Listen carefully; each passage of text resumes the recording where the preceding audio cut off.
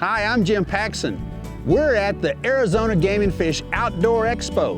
Today we'll take you on a tour of this exciting event. Then we'll show you a wonderful place for watching wildlife, and finally, you'll get to meet a guy that really knows how to talk turkey. All that and more right now on Arizona Wildlife Views.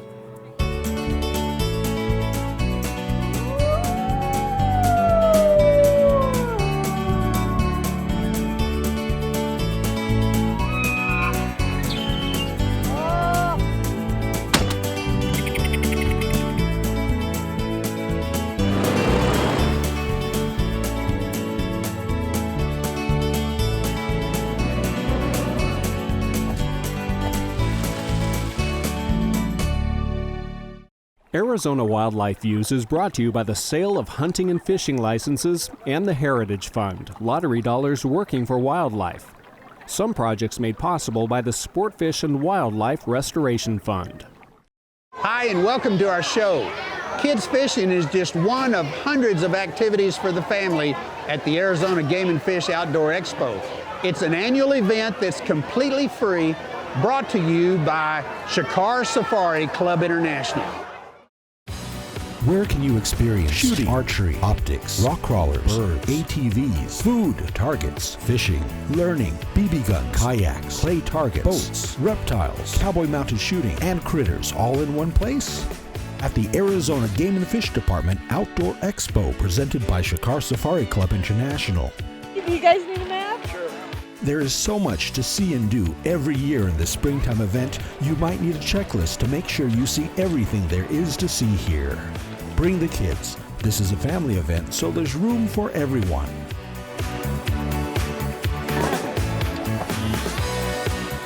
In the family fishing tent, kids will have a chance to catch their first sunfish in the huge fishing tank. So go towards you and go out and down. Good job.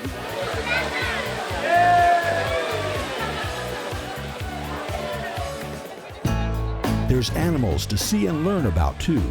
These critters are from the Arizona Game and Fish Department's Wildlife Center.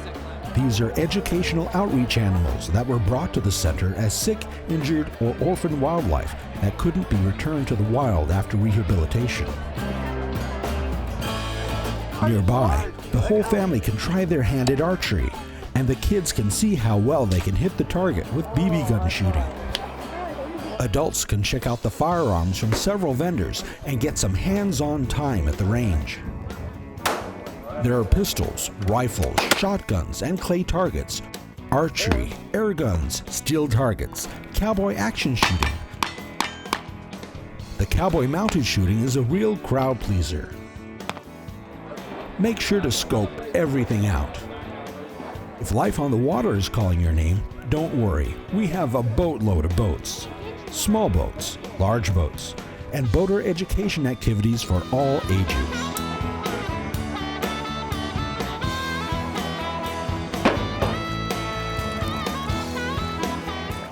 While you're here, get some time in on Lake Paddlemore. 90,000 gallons of kayaking fun. Where there's water, there's fish. Pick up the latest rods and reels and find one you'll want to take to your favorite fishing hole.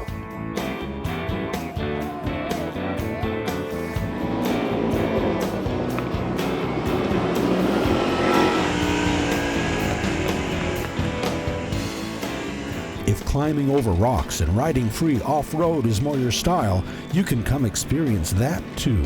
These folks are from the Arizona ATV Riders ATV Club. You can visit with them and more than 100 exhibitors, sportsmen's organizations, conservation clubs, shooting clubs, outfitters, government agencies, and commercial vendors and exhibitors of outdoor products and services.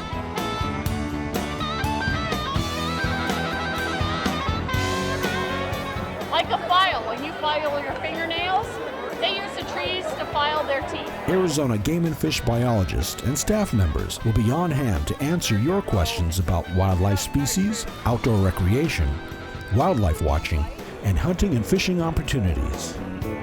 And don't forget to grab an elk burger so you can sit and relax for a while. Yay, thank you. So when springtime rolls around, make sure to attend the Arizona Game and Fish Department Outdoor Expo, presented by Shikar Safari Club International. There is so much to see and do in the great state of Arizona, and we want you to enjoy every part of it.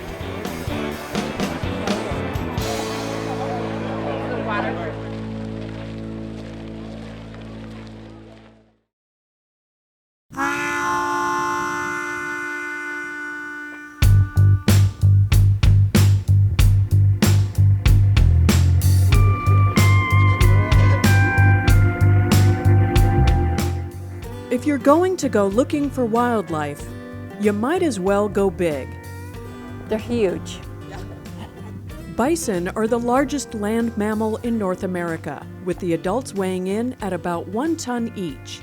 This herd roams the Raymond Wildlife Area, about 30 miles east of Flagstaff, and this group of visitors are part of an outreach program by Game and Fish to connect people with local wildlife. The Game and Fish Department is mandated to manage wildlife for all the people in the state. And so people that hunt, people that fish, people that feed birds in their backyards, or people that never even look at the birds, we're managing wildlife for all those people. We're not just a hunting and fishing organization. And by getting people involved with wildlife and getting them out, getting them connected, realizing that those wildlife are their wildlife, I think we're instilling a sense of ownership. And we want to build that, we want to foster that. Because we're working for all the people in the state, it's important that they understand that these resources are theirs too, not just the hunters and fishermen. And by becoming invested in it, by helping to manage it, by being active, by being interested in it, they're helping to conserve it. About 30 people signed up for this workshop, which began with a little history and biology lesson, such as what is the difference between a bison and a buffalo? So what is the difference? Okay, so true buffalo are only found in Africa and Asia. They're known as the Cape and Water buffalo. Versus American bison are only found in North America. They're very distinct animals from true buffalo, as you can see, from their heads and just the body configuration, the horn configuration. The name came over what they believe, what I was found online from the early American settlers. Most of them were immigrants. They called them buffalo, which I'm not sure which nationality that was, but it was the name that they referred to from the African and Asian animals that they closely resembled in their mind. So they call them buffalo, and that's just what came down through the years. In Arizona, bison are considered a native species within their historic range, but the ancestors of this herd first came to the North Kaibab in 1905 when Charles Buffalo Jones brought 35 head to the area to try and crossbreed them with cattle. The experiment failed, and the animals eventually drifted down to the Kaibab's East Range and took up residence in House Rock Valley. In 1923, with only 57 bison remaining, Arizona's state game warden negotiated for the state to buy the animals, and in the 1940s, part of the growing herd was moved to the department's newly acquired Raymond Ranch. After the presentations, it was time to head out and try to see some bison. Ordinarily, they could be anywhere on this sprawling 15,000-acre property, making them very difficult to find. Right now we have a unique experience because during a very narrow window of time, the animals are brought into a big holding pen so they're not disrupted by a lot of activity that's going on this time of year. And so they're in a relatively small spot for a relatively short period of time. And so this looked like an excellent opportunity to get people out to actually see bison, get a chance to get a good look at one, get close to them, and that's what we wanted to do. So we took advantage of this unique opportunity, and since this will be happening more or less on an annual basis, we look forward to doing many of these in the future. Visitors had several opportunities to see the bison. First, spotting scopes were set up on a hill overlooking a huge pasture where the bison had settled. Oh, he just turned his head. He's talking to the other one. Then, a few at a time, riding in game and fish trucks that the bison were used to, they were driven in for a closer look. Still, there was no guarantee that after the first group drove by, the bison would stay put. But today, they were in a cooperative mood. How was it? Awesome. lots of people love wildlife, and a lot of times they don't know quite how to make it work out, how to get out in the field, how to find them, or any of the biology and ecology, and that's where we can help to act as guides to get folks out to enjoy the wildlife resources they have in their own backyard. Participants paid $35 to attend this workshop, which also included a lunch of, what else? Bison burgers. The wildlife watching programs the department's sponsoring now with this new effort, a lot of these are cost recovery programs. Many of them are free, but some of them we charge a nominal fee for. And what we're really trying to do is break even. And on those rare occasions where we actually come out a little ahead, we want to reinvest that money into wildlife watching programs. It's not often you get to be up close and personal with bison.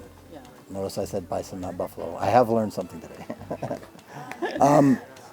I've always loved wildlife, and the Game and Fish have given an opportunity for us to get up, not only just to see them, but to learn a lot more about them, why they're here, how they got here, what about is going to be happening to keep them here.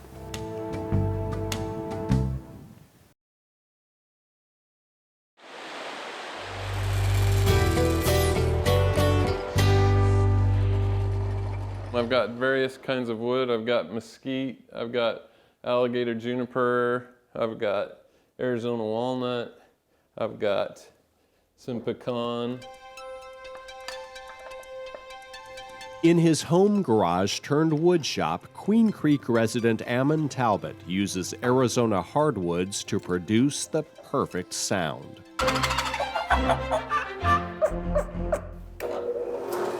The instruments he makes might not appeal to the symphony crowd. But that's okay, because the audience he's targeting is quite literally dying to hear them. The sultry sounds of Talbot's Little Creek calls have seduced many a wild turkey onto someone's supper table.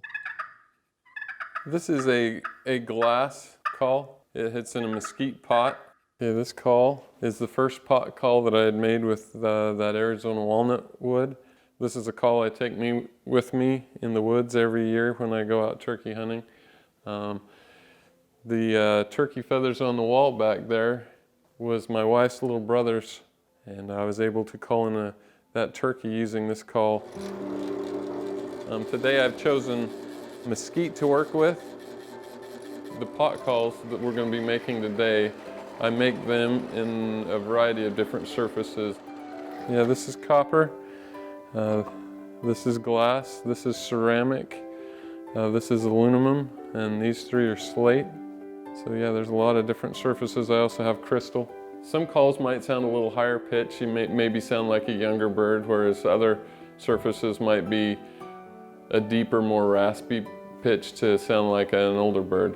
Yeah, this striker is a pecan wood with a Arizona grown Indian corn insert, and then it has a Bacote dowel. You hold it almost, not quite 90 degrees, but maybe back a little bit further, and then you're just drawing little ovals or little circles to create the yelp. It is a musical instrument, and if you take care of it, you know, they'll be able to last you your whole life. And I mean, they're calls that you can hand down to your kids, and they can be around for generations. And now it's a clean cut pot ready to cut out and then turn on the lathe.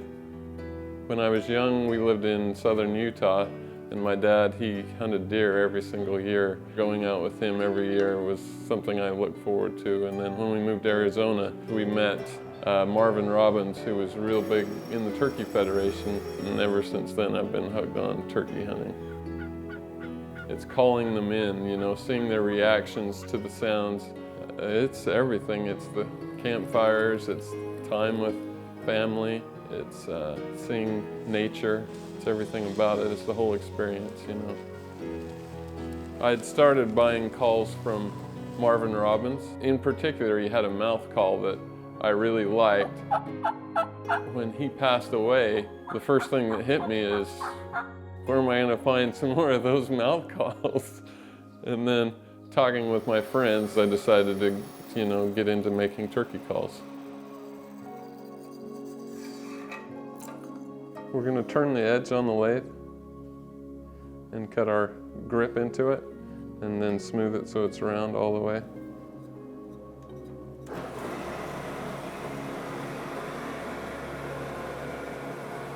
So this is a mouth diaphragm call. It has latex reeds that vibrate against each other. And the nice thing about using this type of call is it's hands-free, there's no motion. And with turkeys are all eyesight. It's nice to be able to not have to move your hands and to be able to keep your hands on your gun. It takes a little getting used to. It's probably the call that, for me, that took the most time in practice to become efficient with.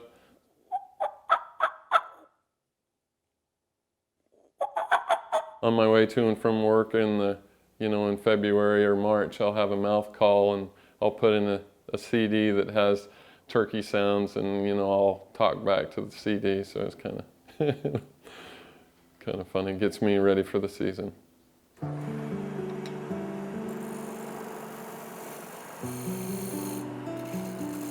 When I first got into turkey hunting, one of the first calls I bought was a box call. I really didn't know how to use it, and so turkeys just all ran away from me. It's a call that I had wanted to make for a long time. After starting with the pot calls, this was the next step for me. Originally, I thought, the only thing you can do with a box call is make yelps, but it will make almost every sound in the turkey woods. It'll even gobble. Like if you get a loose rubber band like this, you can take it and it's practice, It's using it, practicing it.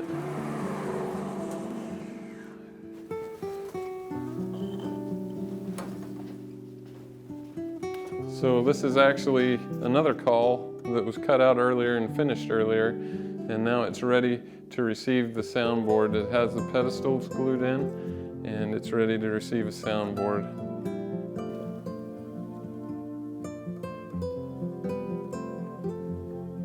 This one is a little different than most of the other types. It's a wing bone call, and it's made from the 3 bones out of a turkey wing. If you were to eat a chicken wing, this is the drumstick, and then out of that next joint, these are the next 2 bones, and those are the 3 bones you use to make a turkey wing bone call. You're kind of kissing the end of this, and to make the sound. This was really my first successful usable turkey call that I was able to make. You can tell it's a little bit rougher. I've got glue all over the place. It's a slate calling surface over a glass soundboard. You'll notice on the back all these signatures from people all over the country, in Missouri, in New York. I hunted in Hawaii, and I was able to tag 2 birds with this call. From there, I sent it to Mississippi, where a friend of mine was able to harvest a bird with the call. He sent it to Kentucky, and it traveled quite a few miles just to kind of see how my calls would do across the country. If I'm not mistaken, this call took part in calling in and killing 5 or 6 birds.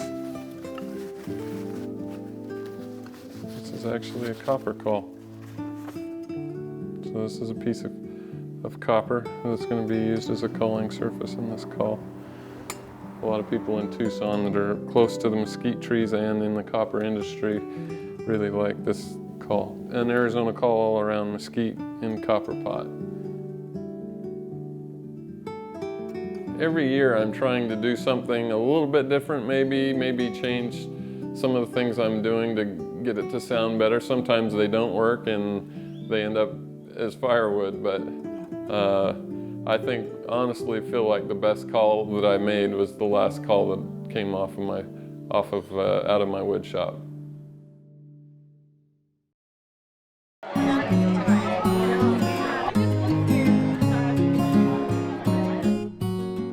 As always, the open house is a great opportunity for everybody from the ages of 1 to 100. We've got something here that is of interest to everybody.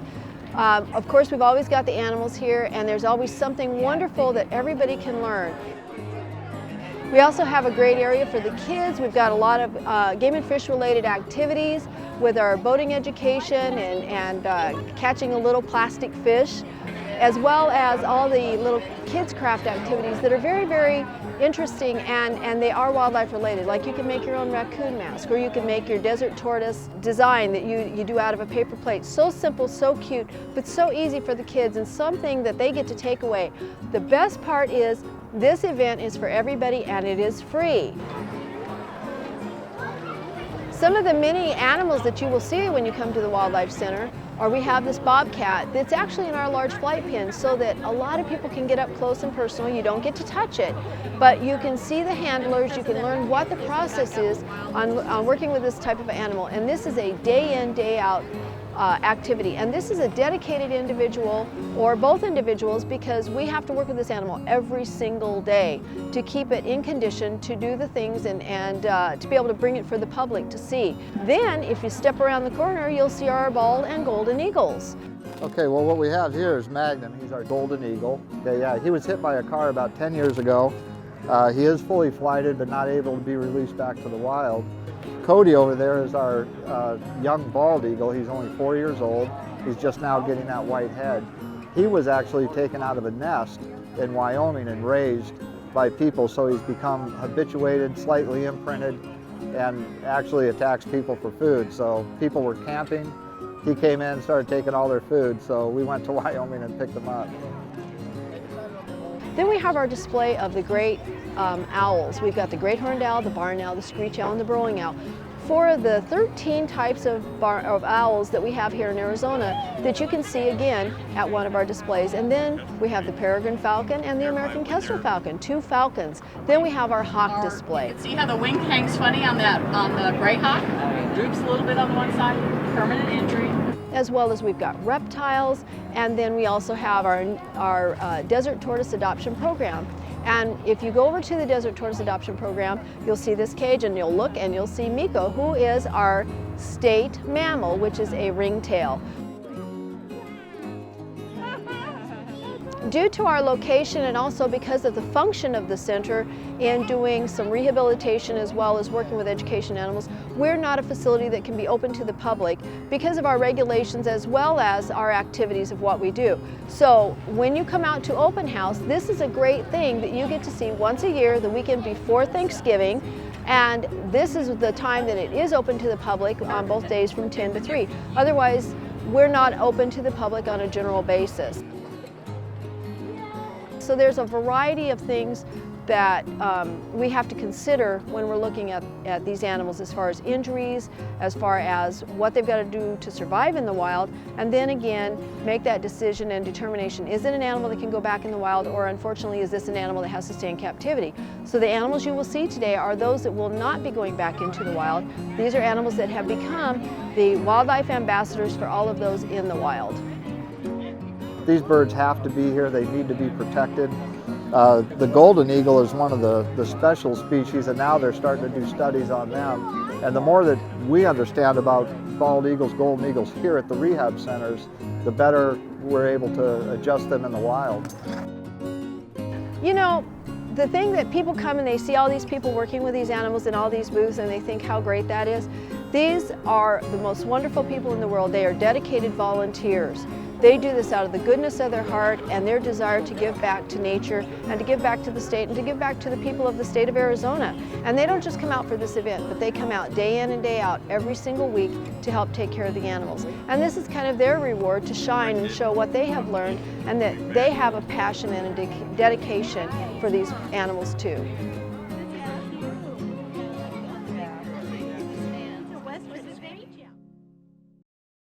Well, that's our show for today. Hope you enjoyed it.